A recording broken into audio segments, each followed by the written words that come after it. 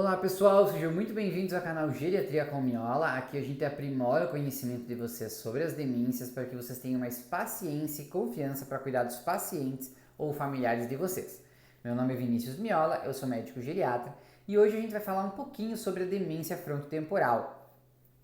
A DFT, a gente vai chamar ela aqui de DFT, ou às vezes ainda chamada de doença de Pick, que não é mais tão comum. É um tipo de demência, né? É mais comum em pacientes jovens, então ela é uma demência que mais comumente é uma demência precoce, ou seja, antes dos 65 anos. Dentre os pacientes que têm demência antes dos 65 anos, a demência frontotemporal é a segunda colocada, só perde para a doença de Alzheimer. Então, a doença de Alzheimer é a primeira colocada antes dos 65 anos, em segundo lugar tem a demência frontotemporal.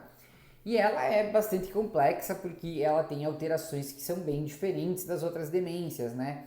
Exatamente porque essa lesão no lobo frontal, né, essa deterioração do lobo frontal, vai fazer com que o paciente tenha muitas alterações de comportamento e de humor.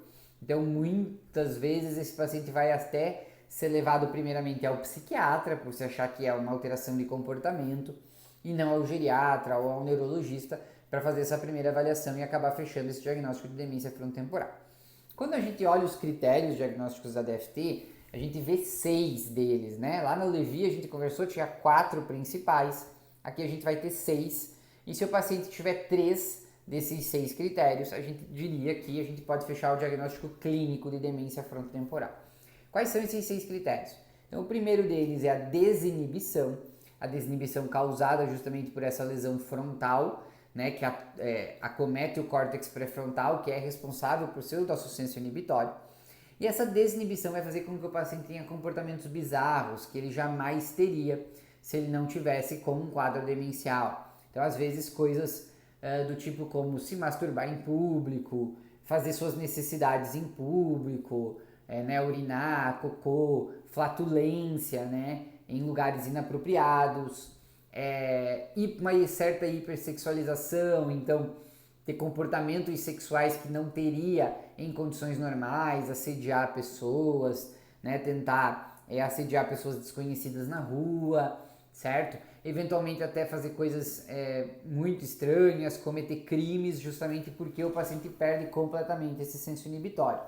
Nos Estados Unidos a gente tem registros, né, mais consolidados de pacientes com DFT e muitos deles que cometeram crimes, né, foram autuados para depois se entender que eles tinham um diagnóstico de demência frontotemporal. Então essa questão da desinibição é algo muito marcante na fase inicial e difícil, né, para as famílias, e esses comportamentos também muitas vezes fazem com que esses pacientes sejam levados ao psiquiatra inicialmente por causa dessa queixa de desinibição, tá? O segundo sintoma vai ser a apatia, né? Ou seja, o paciente fica mais apático, né? Mais sem vontade de fazer as coisas, né?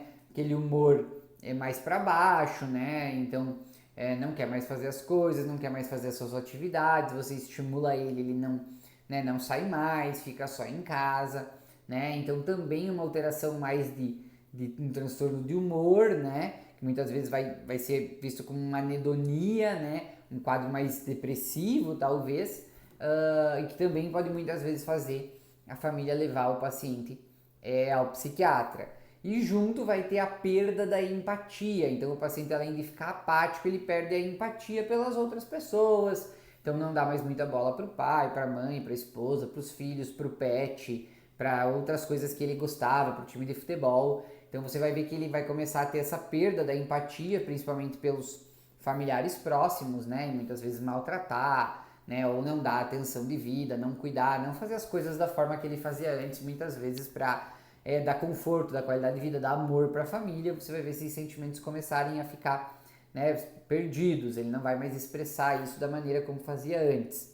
Mais um sintoma que às vezes confunde com a parte psiquiátrica. Então, desinibição, apatia, perda da empatia.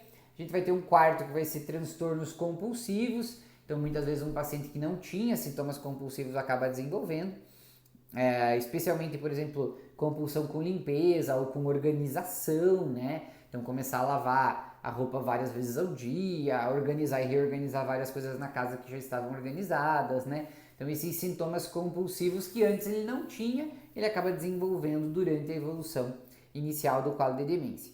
Por quinto, a hiperoralidade, que é a transformação do hábito alimentar do paciente.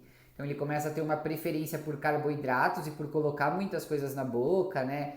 Então, muitas vezes também relacionado a tabaco, álcool, outras drogas, né? Então o paciente às vezes já tinha esse hábito e isso acentua essa troca pelos carboidratos, é muito comum, então ele para de comer tudo, só quer comer carboidrato.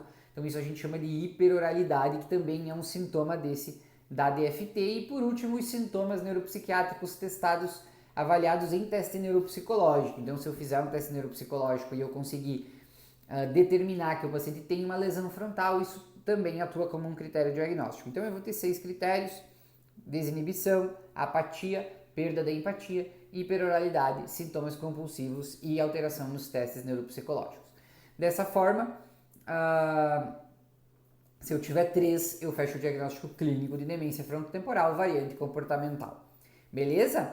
Essa é a fase inicial, depois a evolução vai acontecer muito parecida, eventualmente com outras demências depois de um tempo. A gente já falou isso em outros vídeos aqui do canal, mas continue nos seguindo que a gente vai esclarecendo cada vez mais essas alterações para vocês.